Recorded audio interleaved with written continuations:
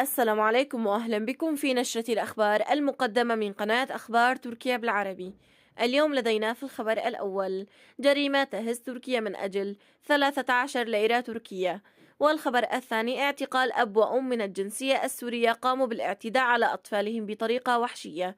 ولكن قبل البدء في هذا الفيديو لا تنسوا الاشتراك في القناة والإعجاب بالفيديو ليصلكم كل جديد. تحدثت وسائل الإعلام التركية عن وقوع جريمة قتل مروعة راح ضحيتها شاب تركي متزوج ولديه طفل على يد صاحب منزله بسبب مبلغ قدره 13 ليرة تركية فقط في قونيا. وقالت صحيفة هبرلار التركية في خبر لها: قتل الشاب مولود كابان على يد صاحب منزله حسين ماهر برصاصة بندقية.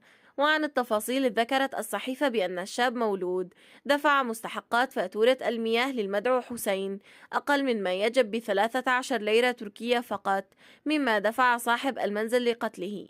ولدينا في الخبر الثاني: اعتقال أب وأم من الجنسية السورية قاموا بالاعتداء على أطفالهم بطريقة وحشية. بحسب ما نقلته قناة NTVR فإن الحادثة وقعت في منطقة يلدريم.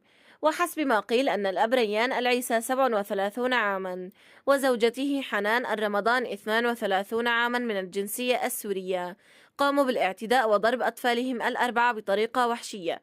وبعد سماع الأصوات والصراخ التقط أحد أقارب الأسرة اللحظات التي أحرقت فيها الأم أطفالها بولاعة، وقام بتسريب مشاهد اعتدائهم على أطفالهم وتعذيبهم. وأضاف: بعد الإبلاغ فرق الشرطة بالوضع تم اعتقال الأب والأم.